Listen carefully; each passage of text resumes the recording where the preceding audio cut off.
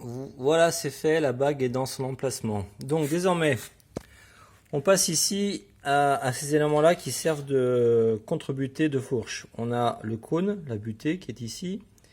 On a le cylindre avec son circlip de guidage en plastique dont on aura vérifié effectivement le bon état. Souvent, il y a un morceau de plastique qui est cassé, enfin souvent, parfois. On a aussi le petit ressort de butée. Et on a la vis de maintien avec son joint en cuivre puisque c'est une vis qui fait étanchéité. La vis, elle vient se fixer en bout de fourreau puisque le fourreau, on s'en a aperçu lors du démontage, il est percé, donc la vis passe par là. La vis vient traverser ici le cône. Ok. Et la vis viendra se visser dans le pas de vis qui est ici, sur le cylindre. Alors, le cône, lui, il vient ici en bout, et là, en bout de tube de fourche. Il se fixe là, comme ça. Ok.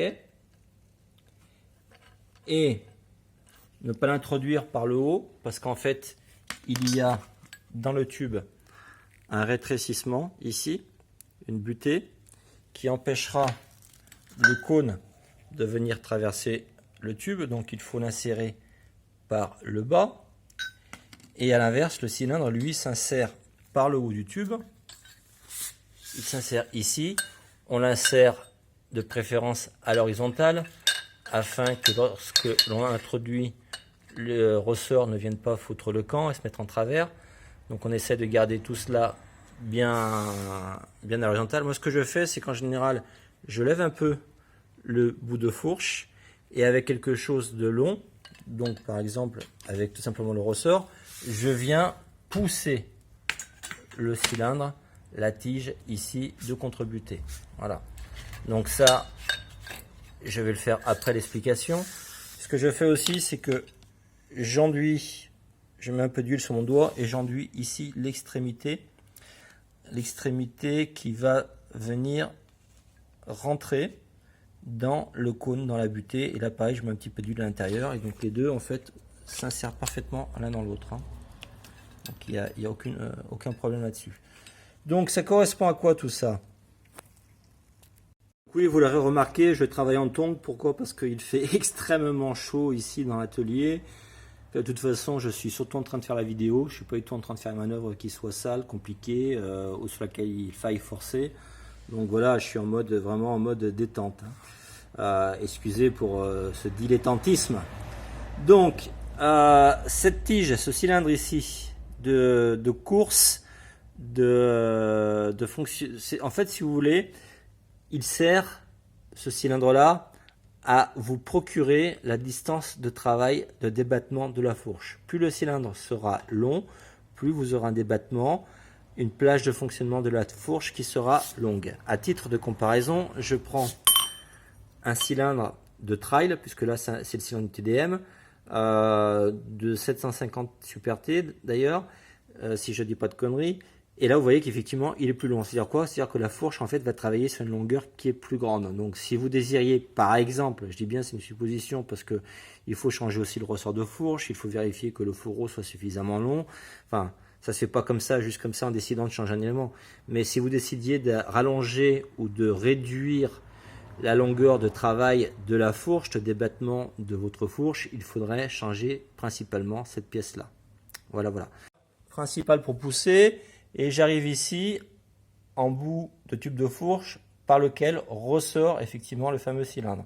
Et maintenant, il me reste à venir tout simplement mettre le cône en bout de cylindre et l'emmancher correctement de façon à ce qu'il soit parfaitement fixe. D'accord? Si vous le mettez un peu de travers, il ne sera pas parfaitement dans son logement. Là, vous voyez, on est bien droit, on est bien en bout.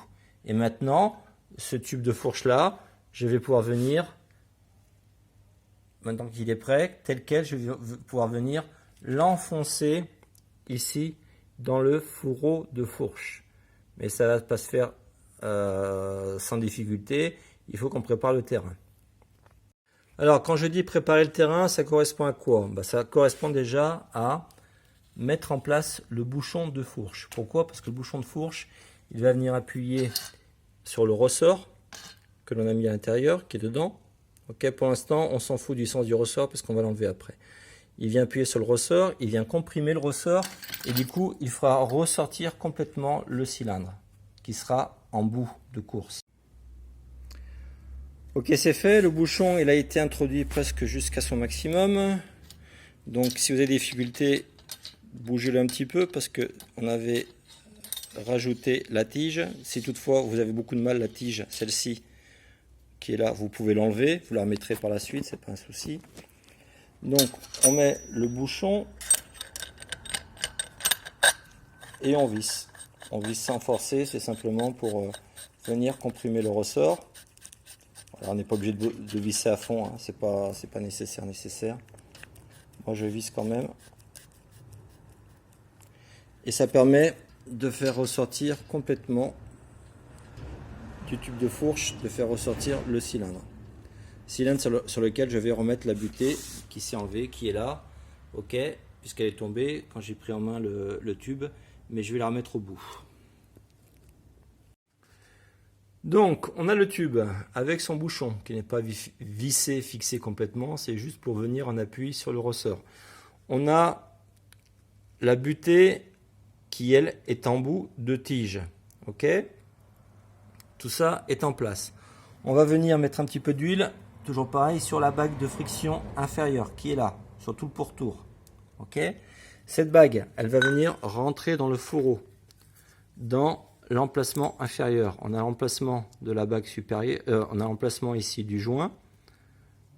Ok, on a l'emplacement de la bague supérieure du tube qu'on n'a pas encore vu, et on a la bague inférieure qui est déjà donc ici sur le tube, qui, elle, cette bague va venir coulisser ici à l'intérieur du fourreau.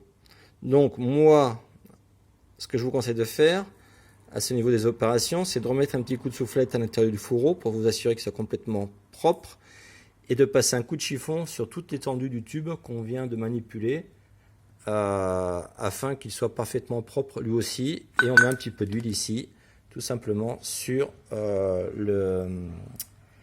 la bague de guidage inférieure. C'est fait, j'ai huilé la bague inférieure, j'ai soufflé le fourreau de fourche et je vais pouvoir insérer effectivement le tube dans le fourreau. Alors, petite précision, hein, je fais la vidéo avec les anciennes bagues inférieures et supérieures qui sont là, qui sont usées. Je fais la vidéo avec ces bagues là tout simplement parce que je n'ai pas encore reçu les bagues neuves que j'ai commandées. Donc pour les besoins de la vidéo, j'utilise ces anciennes bagues. Mais par contre, la fourche, je ne la scellerai pas complètement, je ne vais pas la fixer complètement, je la laisserai en l'état. C'est juste pour finaliser la vidéo. Et j'espère dans 2-3 jours, quand je recevrai ces bagues, je redémonterai, puisque je n'aurai pas vissé trop fortement les différents éléments. Je redévisserai tous les éléments pour désassembler la fourche et rapidement venir changer ces deux bagues, hein, qui effectivement en l'état, vous le voyez, sont complètement HS. Hein. Donc j'insère tout simplement l'ensemble dans le fourreau en faisant attention à ce que la butée, le cône de butée, lui, ne vienne pas foutre le camp. Donc pareil, je vais tomber le mobile pour pouvoir utiliser les deux mains. Le tube est en place. Il est rentré sans aucun problème puisque tout était parfaitement propre et que j'avais légèrement huilé. Et là, vous entendez, on vient embuter. Ça tape. C'est-à-dire quoi? Ça veut dire que le cône de butée, il arrive ici au bout. Hein? Donc là, je vais renverser la fourche. Je vais la mettre à la verticale. Et ici, on ne voit pas. C'est dommage, il faudrait que je mette la lumière. Si on le voit, si, je vous dis des bêtises, on voit ici la partie en aluminium de la butée. Et je veux pouvoir mettre la vis de fixation avec son joint à l'intérieur, en faisant attention que le joint ne foute pas le camp. Voilà. Et maintenant, je vais me servir de mon embout de clé Allen pour amorcer le filetage. Voilà, donc j'ai donc mon embout de clé Allen qui est en place. La vis, je la visse à la main avec l'embout une fois complètement pour être sûr que la vis elle est parfaitement alignée par rapport au filetage de la butée. Je la visse complètement à fond à la main, enfin sans exagérer puisqu'à la main forcément vous avez moins de puissance. Après je redévisse et j'amorce à nouveau quelques tours de vissage afin de pouvoir utiliser quoi? Afin de pouvoir utiliser la clé à choc qui est là. Pourquoi? Parce que si j'utilise le cliquet, en fait, si vous voulez, arriver en bout de serrage, le cylindre, ça c'est celui de l'autre tube, le cylindre de serrage, en fait, lui, il va, avec la vis, il va tourner, merde, c'est pas grave, il va tourner sur lui-même. Et en fait, vous allez visser, et sachant que sur ce modèle-là, on ne peut pas rentrer par le haut du tube de fourche pour venir prendre appui avec un outil ici, sur l'autre côté du cylindre. En fait, le cylindre, si vous voulez, on n'a pas moyen de le bloquer, de l'immobiliser pour l'empêcher de tourner en serrant ici la vis de fixation. Je ne sais pas si je suis clair, vous me direz dans les commentaires. Il existe des outils spécifiques qui permettent par le haut du tube de maintenir, donc d'enlever le capuchon du tube. En fait, on enlève le capuchon du tube qu'on avait mis, on enlève le ressort et on vient placer un outil spécifique qui vient ici se bloquer et empêcher la rotation du cylindre de la tige de butée pour que la vis de maintien, la fameuse vis qui est là, qui est ici déjà à l'intérieur, afin de permettre que cette vis là elle vienne serrer sans faire tourner ici le cylindre. Sauf que sur ce modèle particulier, on n'a pas le dessin 6 pans qui nous permet de nous-mêmes fabriquer à partir d'une vis classique et puis d'une tige, de fabriquer l'outil qui irait bien. Donc si vous utilisez la clé à cliquet ou une clé Allen classique, disons que vous n'arriverez pas, vous pourrez serrer bien entendu, mais vous n'arriverez pas à serrer aussi efficacement que si vous utilisez la clé à choc qui est là, qui elle forcément du fait de sa conception va venir sous l'effet des percussions serrer davantage. Vous voyez, je fais un petit mouvement en effet de caméra, va venir serrer davantage la vis dans la butée. Voilà, donc je vais procéder et on revient après. Ok les petits loups, donc la vis elle est parfaitement vissée, donc ça signifie quoi? Ça signifie que la vis permet de maintenir le fourreau solidaire du tube de fourche, que hop, si je remets la fourche à l'endroit, désormais en s'ouvrant par le tube, donc vous voyez que le fourreau il est parfaitement fixé. Si j'enfonce, ça coulisse, et dès que je relève, le fourreau reste en place, le tube et le fourreau donc sont alignés l'un avec l'autre et ils sont solidaires l'un de l'autre grâce uniquement à cette petite vis de maintien qui se trouve en bas de fourche. Alors je dirais uniquement cette petite vis, mais bon, voilà, les motos sont ce qu'elles sont, les fourches existent depuis que les motos existent et jusqu'à preuve du contraire, jusqu'à présent ça tient comme ça, donc il n'y a pas lieu de s'alarmer.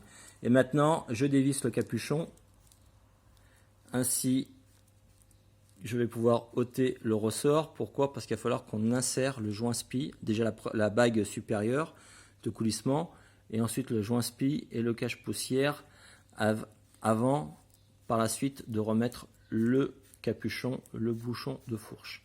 Donc là, je dévisse tout simplement, et forcément, si je lâche le tube retombe, puisqu'on n'a plus la contrainte, la pression du ressort. Et j'enlève tout ça, ressort et bouchon.